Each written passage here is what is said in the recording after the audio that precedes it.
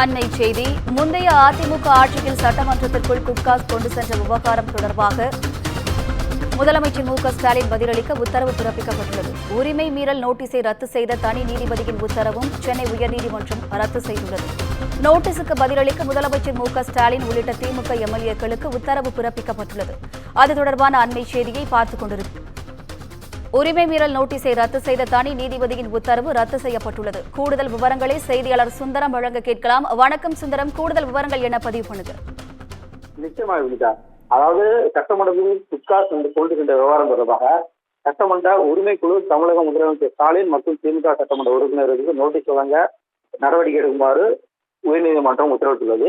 அதாவது கடந்த அதிமுக ஆட்சியில் சட்டமன்றத்துக்குள் குட்காஸ் கொண்டு சென்ற விவகாரம் தொடர்பாக அப்போதைய எதிர்க்கட்சி தலைவரும் தற்போதைய முதல்வருமான ஸ்டாலின் உள்ளிட்ட திமுக எம்எல்ஏக்கு மீதான உரிமை மீறல் நோட்டீஸை ரத்து செய்ததை எதிர்த்து முந்தைய ஆட்சியில் தாக்கல் செய்யப்பட்ட மேல்முறையீட்டு வழக்குகள் நீதிபதிகள் எஸ்.எம். சுப்பிரமணியம் மற்றும் குமரப்பன் அடங்கிய அமர்வில் விசாரணைக்கு வந்தபோது ஸ்டாலின் உள்ளிட்ட திமுக எம்எல்ஏக்கள் தரப்பில் ஆஜரான வழக்கறிஞர் கடந்த 2017ஆம் ஆண்டு அதிமுக பன்னீர்செல்வம் அணியினர் உருவானது 18 எம்எல்ஏக்கள் அரசுக்கு எதிராக செயல்பட்டது.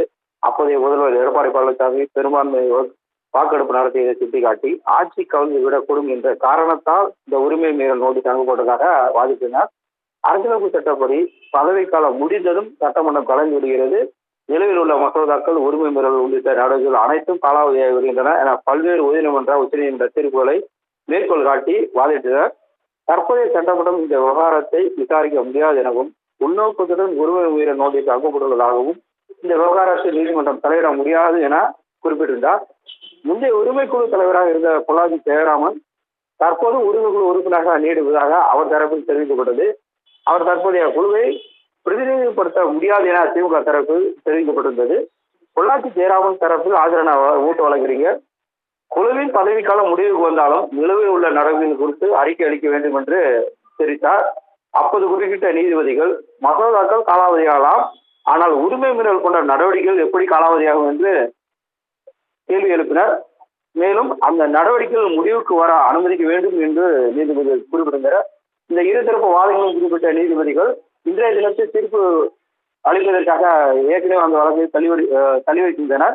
தற்போது இன்று காலை வந்தவுடனே இந்த தீர்ப்பு வாசிக்கப்பட்டது. அப்போது 2017ஆம் ஆண்டு சட்டமன்றத்துக்குள் குட்காஸ் என்ற விவகாரம் தொடர்பாக சட்டமன்ற உரிமைக்குழு தமிழக முதலமைச்சர் ஸ்டாலின் மற்றும் திமுக சட்டமன்ற உறுப்பினர்களுக்கு எதிராக நோட்டீஸ் வழங்க நடவடிக்கை எடுக்கலாம் என்று நீதிமன்றம் உத்தரவிட்டுள்ளது.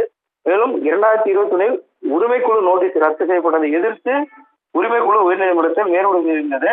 ஆட்சி மாற்றத்திற்கு பின் உரிமைக்குழு நோட்டீஸ் காலாவதியாகும் என்று திமுக தரப்பில் வாதாடப்பட்டிருந்தது.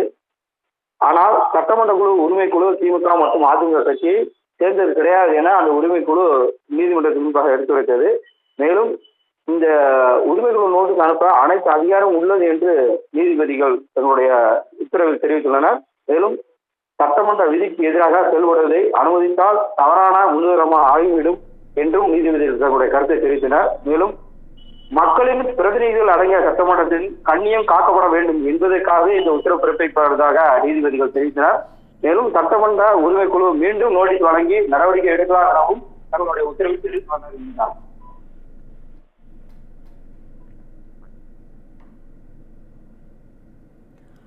கூடுதல் விவரங்களுக்கு நன்றி சுந்தரம்.